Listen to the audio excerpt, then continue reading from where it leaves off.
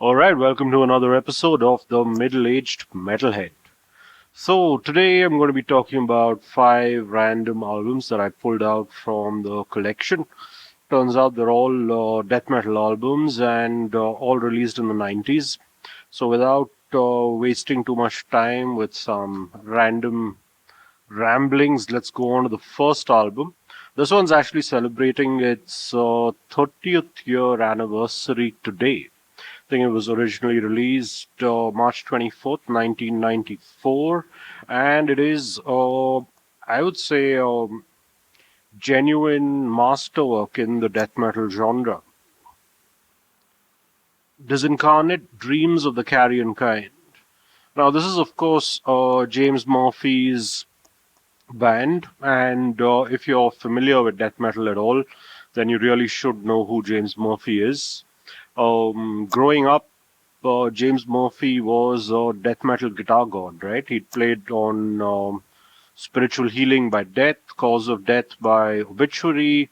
He played with Cancer, and overall, I mean, James Murphy on any album, even if it was just coming in to guest on leads like he did with Conqueror's Weed Out the Week, it just meant that that album was going to be of high quality. And this particular album is absolutely fantastic. This is proper, proper death metal from the 90s.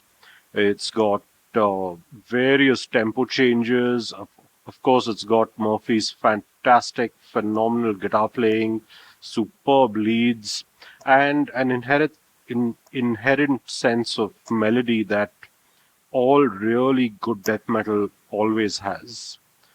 Disincarnate. I don't know if this album is still in print. It should be, but if you don't have it, this is something that you really need in your collection.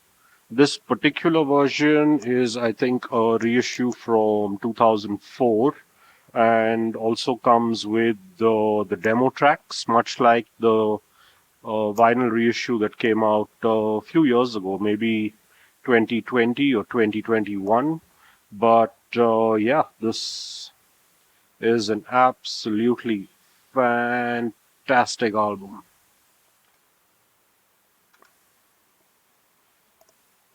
Next, from the US and James Murphy in 1994, a couple of years back to 1992, Malaysia, the city of Kuala Lumpur, and this is Silent Death Before the Sunrise. This is the band's debut album, 32 years ago from Malaysia, not something that I guess you would expect from the early 90s scene in Malaysia, but yeah, these guys were absolutely terrific. I think sometime in the late 90s, I had this bootleg split called Death and Dead. Side A was 3 songs or 2 songs by Silent Dead, and side B was, I think, another Asian band. I forget the name, but yeah, that was my first listen to Silent Death. And then quite a few years later, maybe about 3, 4 years ago, is when I finally got this debut album on CD. Now, these guys are, I would say, you could call them primitive death metal, but there's absolutely nothing amateurish about them, right? They are old school. There's plenty of double bass action. There's some riffs that you could say are thrash, but overall, this is top class old school death metal the way it was meant to be, really. Great album. And this should still be available in distros everywhere. This is a reissue from 2016, I guess, 2015 by Thrashing Fist Productions. And overall, that. Here's CD. Well worth picking up. Silent Death Before the Sunrise. Next, jumping forwards and backwards in time, or backwards and forwards. Now we're at 1997. The country is Mexico, and this is Niggurath, a kinglike celebration, or the kinglike celebration. Now, this one was, I guess you could call it a Mexican death metal supergroup. It had Julio Viterbo, who would later go on to play with the Chasm. It also had, I forget his name, but one of the dudes from Cenotaph and uh, Oscar Clorio. Yeah, I guess that was it. And what this is pretty savage death metal with a slightly blackened edge. Maybe you could maybe liken it to early incantation at times, but with that same blackened feeling coming through with some tremolo picked riffs, and again an inherent sense of melody that just really works. There's also bits of keyboard that give it a nice atmospheric feeling here and there, and the theme is Lovecraftian more than most death metal bands, right? As you would guess from the name itself. But overall, yeah, another terrific album. And this one too is, I would say, an essential release, especially if you like things like early Belphegor, maybe. That would be a good reference point for Shub Nigurat. And that's the CD. I think this is on Dark Recollections. But yeah, just a really top class album from Mexico. Then, moving back to 1994, another, I guess this one's a little overlooked. It was on a WhatsApp group where a couple of friends were talking about this recently, is when I actually remembered I had it and pulled it out. From the US again, this is Scattered Remnants with their 1994 demo Procreating Mass Carnage.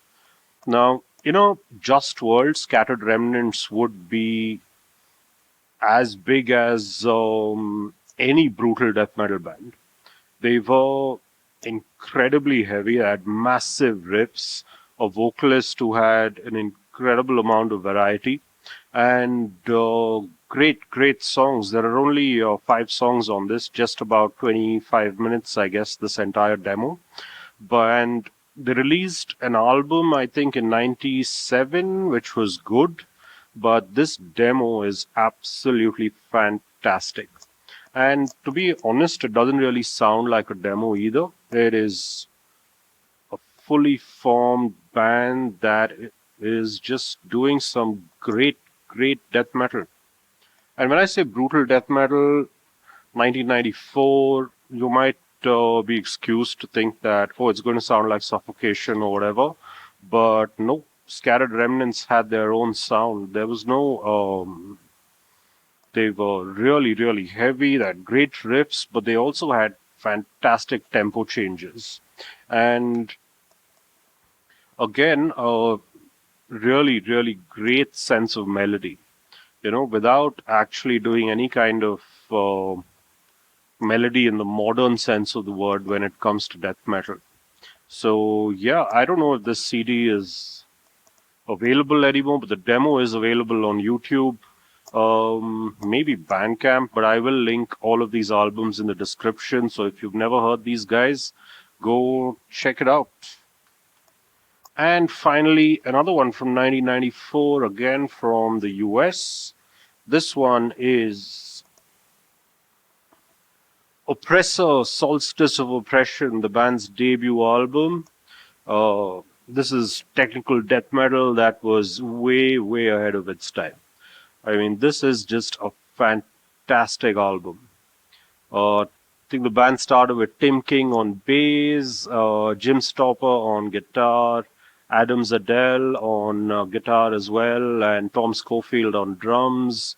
I don't know what these guys ever did after Oppressor. They've reunited, by the way. I think at least three of them are back in the latest incarnation, and hopefully some new material comes out. But this album is a classic when it comes to technical death metal, and even though it'll be 30 years old this year, still sounds amazingly fresh, you know. This album can run circles around most modern tech death bands. This is just that fucking good. And this, I think, is a reissue by Disembodied Records, which came out maybe sometime in the 2010s. But there is a brand new 2 CD reissue coming out in May from Hammerheart. So if you can get a hold of that, get a hold of that, because this album absolutely rules. Okay, that's it. Just a short update with a few bands. Then, if you're into death metal and you haven't heard any of these bands, do check them out. Let me know what you think in the comments. Like the video, subscribe to the channel if you haven't. Stay metal, stay safe. Cheers.